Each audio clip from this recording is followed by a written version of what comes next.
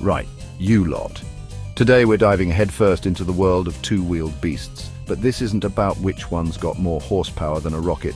No, this is about something far more visceral, far more tribal. It's about Japanese bikes versus their European counterparts.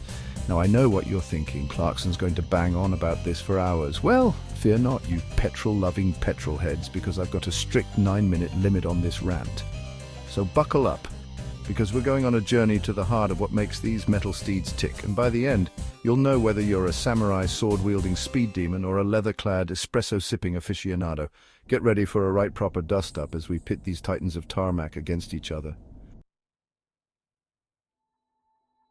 We'll start with the land of the rising sun, a place where the sun rises to greet a nation of innovators and dreamers. Here, engineering isn't just a job, it's a way of life, a passion that runs deep in the veins of its people. After the Second World War, these lads weren't messing about. Honda, bless their cotton socks, started churning out little motorcycles like nobody's business. They were determined to rebuild and redefine mobility. Then came Yamaha, Kawasaki and Suzuki, all vying for a piece of the pie. These companies weren't just competitors, they were pioneers, pushing each other to new heights. And let me tell you, they weren't afraid to get their hands dirty. They built bikes that were reliable, affordable, and could take on any challenge. These machines were built to last, to endure, and to perform. They flooded the market, mate. Suddenly, everyone and their grandmother had a Honda Cub tucked away in the shed. But it wasn't just about cheap thrills. Oh no, these Japanese fellas, they were clever, see? They started innovating, pushing the boundaries of what a motorcycle could be. They were visionaries, always looking ahead. They gave us screaming two-stroke engines that roared like lions, capturing the hearts of speed enthusiasts everywhere, then moved on to silky smooth fours that could make your hair stand on end. They practically invented the modern sports bike, setting new standards in performance and design. And don't even get me started on their dominance in MotoGP. These machines and their riders have become legends, showcasing the pinnacle of engineering and racing prowess. Now across the pond, things were a bit different. The Europeans, they weren't in a rush. They were all about style, panache, and a good glass of vino after a long ride. Ducati, with their roaring V-twins, were practically begging to be let loose on a racetrack. BMW, those Bavarian behemoths, were busy building motorcycles that could conquer continents, with heated grips, of course, because who wants cold hands? And then there was Triumph, the epitome of British cool, with their Bonnevilles and Daytonas, motorcycles that simply oozed character. European bikes weren't just machines, they were statements. They were about the experience, the feeling, the sheer joy of riding. They were handcrafted masterpieces built for discerning riders who appreciated the finer things in life. But don't think for a minute that they were all show and no-go. These bikes could handle like a dream with engines that could make your heart skip a beat. They were the stuff of legends ridden by daredevils and icons. Chapter 3. Samurai. Precision. Japanese engineering prowess. Let's talk tech, shall we? The Japanese have always been at the forefront of motorcycle engineering, blending tradition with cutting-edge technology. The Japanese, they're like the wizards of the East when it comes to engineering. Their meticulous attention to detail and relentless pursuit of perfection set them apart. They were early adopters of things like fuel injection, which revolutionized the way motorcycles performed and responded. ABS and traction control were integrated seamlessly into their designs, making their bikes not just fast but bloody safe too.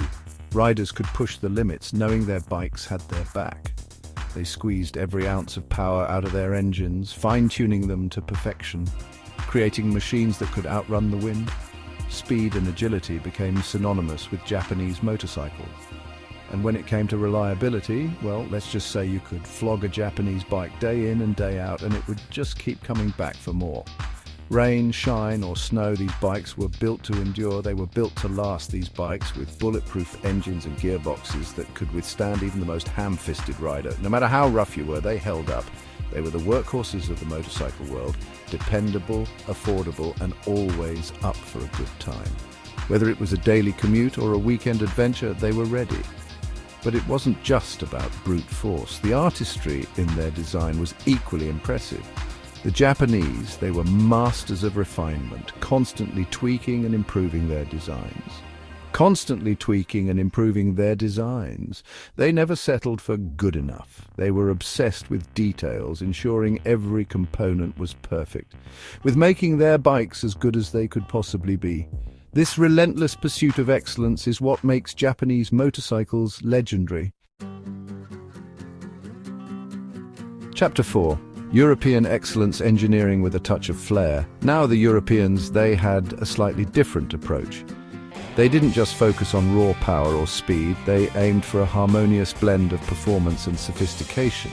They weren't afraid to embrace new technology, but for them, it was all about the integration, the way it enhanced the riding experience. The technology was seamlessly woven into the fabric of the bike, making it an extension of the rider. They used technology to create bikes that were not just fast, but also engaging and rewarding to ride. The thrill of acceleration was matched by the joy of cornering, the precision of braking and the comfort of long rides. Take Ducati's Desmo Sedici valve system, for example. This innovative design allowed for higher revs and more power, giving their engines a unique sound and a power delivery that was nothing short of exhilarating. It was a stroke of genius, giving their engines a unique sound and a power delivery that was nothing short of exhilarating. The Desmo Sedici system became a hallmark of Ducati's engineering prowess, or BMW's telelever suspension, which revolutionized motorcycle handling. This system separated the braking and suspension functions, providing a smoother and more stable ride, especially during hard braking. European bikes were full of these little innovations, these clever touches that set them apart from the crowd. Each component was meticulously designed to enhance the overall experience, making every ride a memorable one. They were built for riders who appreciated the finer points of engineering, who could tell the difference between a good bike and a truly great one. These were machines for connoisseurs, for those who valued craftsmanship and attention to detail. They were machines that spoke to your soul, that made you feel alive. Riding a European motorcycle was not just about getting from point A to point B. It was about the journey, the experience, the connection between man and machine. They were the Ferraris and Lamborghinis of the motorcycle world, objects of desire coveted by riders everywhere. These bikes were not just modes of transportation, they were works of art, symbols of passion and excellence. Chapter 5, The Verdict, Which Tribe Will You Choose? So there you have it. The Japanese, with their relentless pursuit of perfection, their obsession with reliability and affordability, and the Europeans, with their passion for design, their flair for the dramatic, their ability to create motorcycles that are more than just machines. Which one's better? Well, that's like asking me to choose between a pint of bitter and a glass of Barolo. It all depends on what you're looking for, doesn't it? If you want a bike that's going to start every morning, that's going to get you from A to B without any fuss, then the Japanese have got you covered. But if you're after something a little bit special, something with a bit of soul, something that's going to make you smile every time you throw a leg over it, then you might want to consider joining the European tribe. Ultimately, the choice is yours. But whatever you choose, make sure you enjoy the ride. Outro Ride Your Story. The choice is yours. So there we have it, lads and lasses, a whistle-stop tour of the wonderful world of Japanese and European bikes. We've seen their histories, we've delved into their engineering, and we've even dared to compare them, but at the end of the day, the best bike for you is the one that puts the biggest grin on your face. Now, I know you lot have got strong opinions, so head down to the comments section and tell me which tribe you belong to. Are you a Honda devotee or a Ducati diehard? Let's have it. And don't forget to subscribe for more high-octane adventures from the world of motoring. Until next time, keep the rubber side down and the shiny side up.